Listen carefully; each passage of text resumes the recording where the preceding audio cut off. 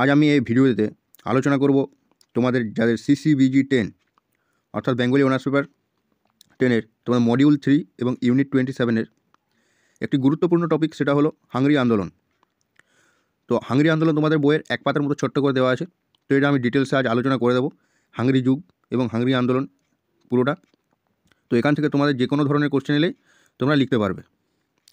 দেখো, প্রথমে আলোচনা করব হাংরি যুগের সময়কাল ও বিবরণ, কোন সময়কালকে হাংরি যুগ বলা হয়। তো হাংরি যুগ হলো 1960-এর দশকের বাংলা সাহিত্যের একটি আন্দোলন।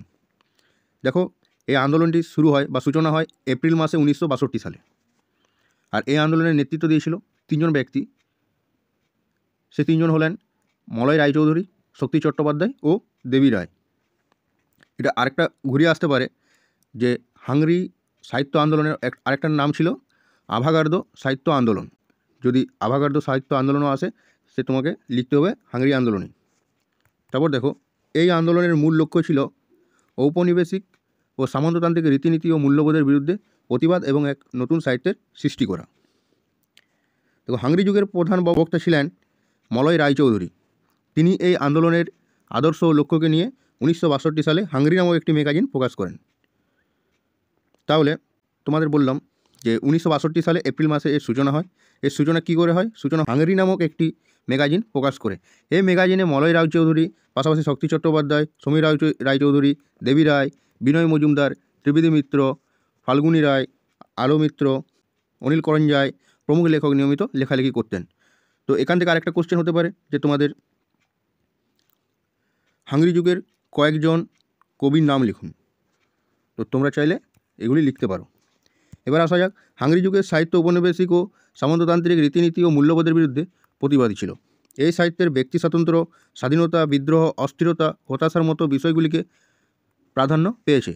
এই হাংরি যুগের সাহিত্যে বাংলা সাহিত্যের ইতিহাসে একটি নতুন গুরুত্বপূর্ণ অধ্যায়। এই সাহিত্য বাংলা সাহিত্যকে এক দিগন্তের সন্ধান দিয়েছে। এবার আসা যাক, হাংরি যুগের সাহিত্যের প্রধান বৈশিষ্ট্যগুলি কী কী ছিল। দেখো, আমি এগুলো পয়েন্ট আউট করে দিয়েছি, তোমরা ওখানে পয়েন্ট আউট করে লেখার চেষ্টা করবে, দেখতে সুন্দর লাগবে এবং নাম্বারটাও বেশি পাওয়া যায়। প্রথম পয়েন্ট, ঔপনিবেশিক ও সামন্ততান্ত্রিক রীতিনীতি মূল্যবোধের বিরুদ্ধে প্রতিবাদ। হাংরি যুগের সাহিত্য ঔপনিবেশিক এবং সামন্ততান্ত্রিক রীতিনীতি ও মূল্যবোধের বিরুদ্ধে প্রতিবাদী ছিল। এই সাহিত্যে ব্যক্তি স্বাতন্ত্র্য, স্বাধীনতা, বিদ্রোহ, অস্থিরতা ও হতাশার মধ্যে বিষয়গুলিকে প্রাধান্য পেয়েছে।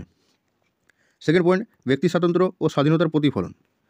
হাংরি যুগের সাহিত্যে ব্যক্তি স্বাতন্ত্র্য এবং স্বাধীনতার প্রতিফলন দেখা যায়। এই সাহিত্যের লেখকরা ব্যক্তি স্বাতন্ত্র্য ও স্বাধীনতার জন্য সংগ্রাম করেছিলেন বা করেছেন।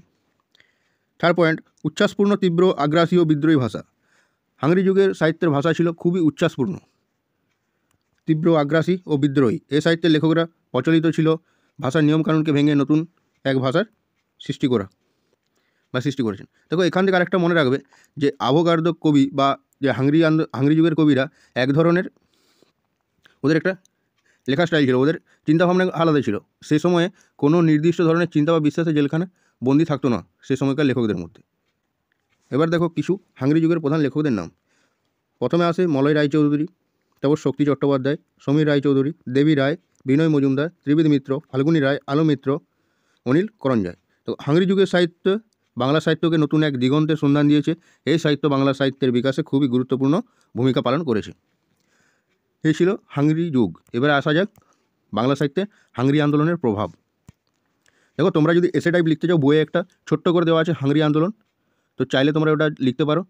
ওটা এবার জাস্ট পড়ে যাবে, আর এই ভিডিওটা তোমরা দেখে যাও, দুটোকে দিয়ে মিলিয়ে মিশিয়ে পয়েন্ট আউট করে খুব সুন্দর করে তোমরা লিখতে পারবে। দেখো, বাংলা সাহিত্যের হাংরি আন্দোলনের প্রভাব।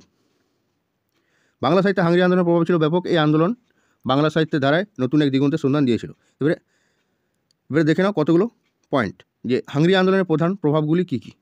প্রভাবগুলি হলো, নম্বর 1, ঔপনিবেশিক ও সামন্ততান্ত্রিক রীতিনীতি ও মূল্যবোধের বিরুদ্ধে প্রতিবাদ। দেখো, বৈশিষ্ট্য প্রভাব যে কোনোই আসুক, তোমরা এই পয়েন্টগুলো চাইলে লিখতে পারো। হাংরি যুগের সাহিত্যে ঔপনিবেশিক ও সামন্ততান্ত্রিক রীতিনীতি মূল্যবোধের বিরুদ্ধে প্রতিবাদী ছিল। এই সাহিত্যে ব্যক্তি স্বাতন্ত্র্য, স্বাধীনতা, বিদ্রোহ, অস্থিরতা, হতাশার মতো বিষয়গুলি প্রাধান্য পেয়েছে। এই সাহিত্যের মাধ্যমে ঔপনিবেশিক মানসিকতা থেকে মুক্তির আহ্বান জানানো হয়েছিল। সেকেন্ড পয়েন্ট, ব্যক্তি স্বাতন্ত্র্য ও স্বাধীনতার প্রতিফলন। হাংরি যুগের সাহিত্যে ব্যক্তি স্বাতন্ত্র্য ও স্বাধীনতার প্রতিফলন দেখা যায়। এই সাহিত্যের লেখকরা ব্যক্তি স্বাতন্ত্র্য ও স্বাধীনতার জন্য সংগ্রাম করেছেন। এই সাহিত্যের মাধ্যমে ব্যক্তি স্বাতন্ত্র্য ও স্বাধীনতার গুরুত্ব সম্পর্কে পাঠকদের মধ্যে সচেতন বৃদ্ধি করা হয়েছিল। থার্ড পয়েন্ট, উচ্ছ্বাসপূর্ণ, তীব্র, আগ্রাসী ও বিদ্রোহী ভাষা। হাংরি যুগের সাহিত্যের ভাষা ছিল খুবই উচ্ছ্বাসপূর্ণ, তীব্র এবং আগ্রাসী ও বিদ্রোহী।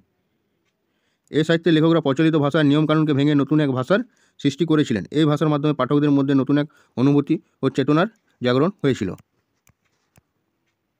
এবারে আসা যাক হাংরি আন্দোলনের প্রভাবে বাংলা সাহিত্যের বিভিন্ন শাখায় লক্ষ্য করা যায়। এই যে কন্টেন্টের উপর এই প্রভাব লক্ষ্য করা যায়, সেটা হলো কবিতা। হাংরি যুগের কবিতায় ঔপনিবেশিক ও সামন্ততান্ত্রিক রীতিনীতি ও মূল্যবোধের বিরুদ্ধে প্রতিবাদ, ব্যক্তি স্বাতন্ত্র্য ও স্বাধীনতার প্রতিফলন এবং উচ্ছ্বাসপূর্ণ, তীব্র, আগ্রাসী ও বিদ্রোহী ভাষার ব্যবহার করতে দেখা যায়। মলয় রায়চৌধুরী, শক্তি চট্টোপাধ্যায়, সমীর রায়চৌধুরী, দেবী রায়, বিনয় মজুমদার, ত্রিবেদী মিত্র, ফাল্গুনী রায়, আলো মিত্র, অনিল করঞ্জয় প্রমুখ হাংরি যুগের কবি ছিলেন। এই সমস্ত কবিরা যখন কোনো কবিতা লিখত তারা খুবই আগ্রাসী এবং বিদ্রোহী ভাষায় কবিতা লিখেছিলেন। তারপর দেখো গল্প। হাংরি যুগের গল্পে ঔপনিবেশিক ও সামন্ততান্ত্রিক রীতিনীতি ও মূল্যবোধের বিরুদ্ধে প্রতিবাদ, ব্যক্তি স্বাতন্ত্র্য ও স্বাধীনতার প্রতিফলন এবং উচ্ছ্বাসপূর্ণ, তীব্র, আগ্রাসী, বিদ্রোহী ভাষায় ব্যবহার করে তারা গল্প লিখত। আবারও সেই সমস্ত কবির নামগুলো দিয়ে দেবে বা গল্পকার। তারপর দেখো উপন্যাস। হাংরি যুগের উপন্যাসে ঔপনিবেশিক ও সামন্ততান্ত্রিক রীতিনীতি ও মূল্যবোধের বিরুদ্ধে প্রতিবাদ, স্বাতন্ত্র্য ও স্বাধীনতার প্রতিফলন ও উচ্ছ্বাসপূর্ণ, তীব্র, আগ্রাসী ও বিদ্রোহী ভাষার ব্যবহার দেখা যেত।